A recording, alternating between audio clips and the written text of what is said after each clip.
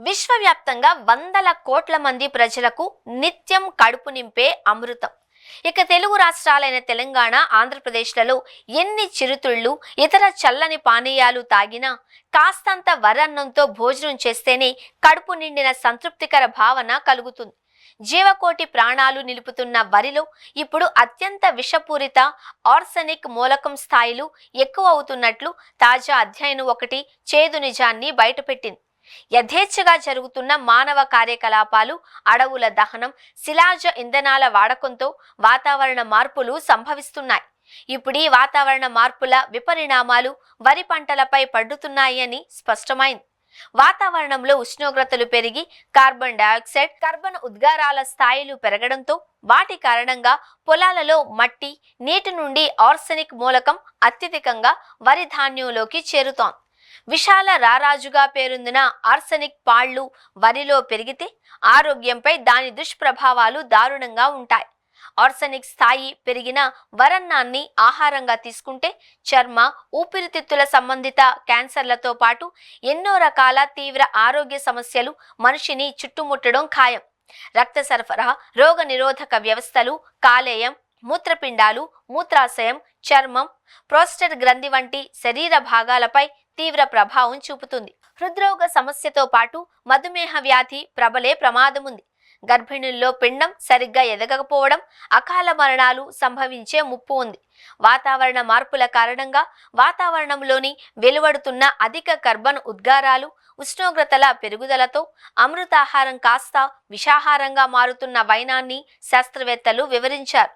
Colombia విశ్వవిద్యాలయంలోని పరిశోధకుల బృందం చేసిన ఈ అధ్యయన ఫలితాలు లాన్సెట్ ప్లానిటరీ హెల్త్ జర్నల్స్ లో ప్రచురితమయ్యాయి.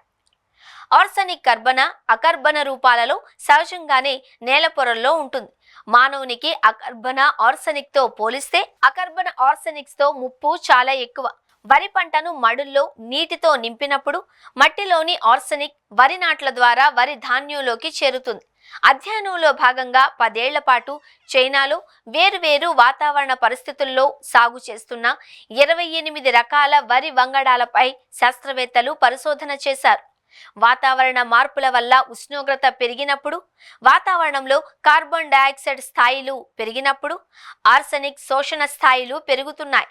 దీంతో వరి ధాన్యంలో ఆర్సెనిక్ స్థాయిలు ఎక్కువ అవుతున్నాయి.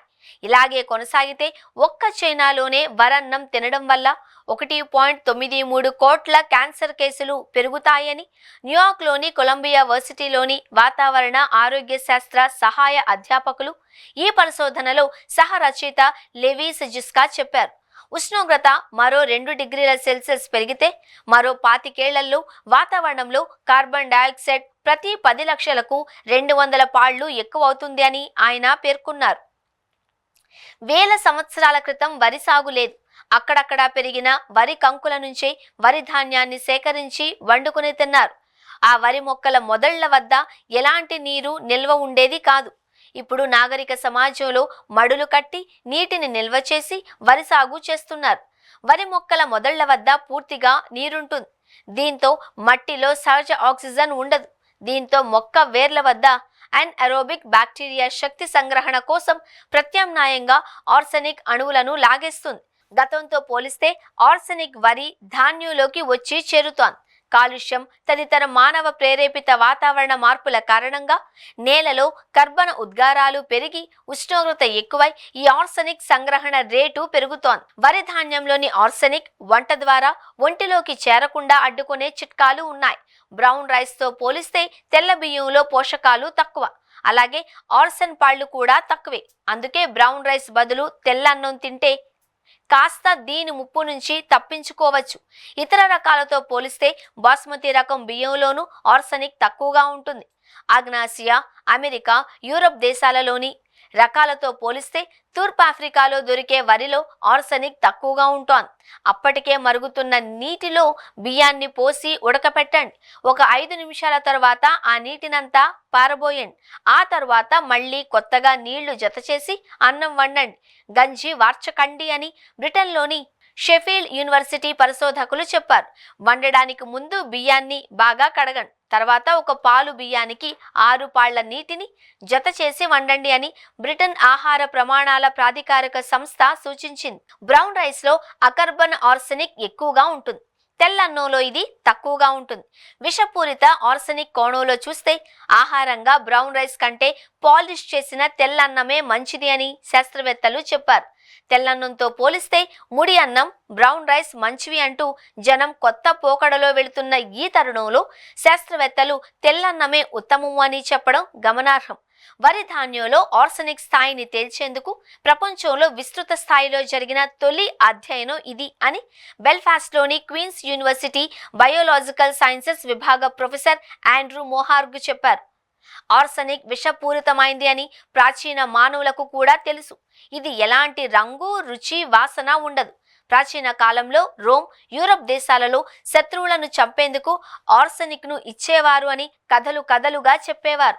అయితే అత్యల్ప స్థాయిలో దీనిని తీసుకుంటే వెంటనే ఎలాంటి ప్రభావం చూపించదు గాని స్లో పాయిజన్ లా పనిచేసి దీర్ఘకాలంలో శరీరంపై తీవ్ర దుష్ప్రభావాలను చూపిస్తుంది. అకర్బన ఆర్సెనిక్ అణువులు మానవ శరీరంలోని జీవ అణువులతో అత్యంత సులభంగా బంధం ఏర్పరచుకుంటాయి. కర్బన ఆర్సెనిక్ సహజంగా శిలలు, నేలల్లో ఉంటుంది. అకర్బన ఆర్సెనిక్ ఎక్కువగా గనుల తవ్వకం, బొగ్గును కాల్చడం, ఇతర పారిశ్రామిక కార్యకలాపాల వల్ల వాతావరణంలోకి చేరుతుంది. ఇది నీటిలో కరుగుతుంది. పారిశ్రామిక వ్యర్థాలు నదీ జలాల్లోకి పారి ఆ నీటితో పండించే పంటల ద్వారా మానవ శరీరాల్లోకి చేరుతోంది. దక్షిణ అమెరికా, దక్షిణ మధ్యాసియా దేశాలలోని భూగర్భ జలాలలోనూ అకర్బన ఆర్సెనిక్ ఉంటోంది. అమెరికాలో దాదాపు 21 లక్షల మంది ప్రజలు ఇలా అకర్బన ఆర్సెనిక్ ఉన్న నీటినే తాగుతున్నారు. ప్రపంచ ఆరోగ్య సంస్థ నిర్దేశించిన పరిమితులను దాటిన ఆర్సెనిక్ ఉన్న జలాలనే ప్రపంచవ్యాప్తంగా 14 కోట్ల మంది జనం తాగుతున్నారు.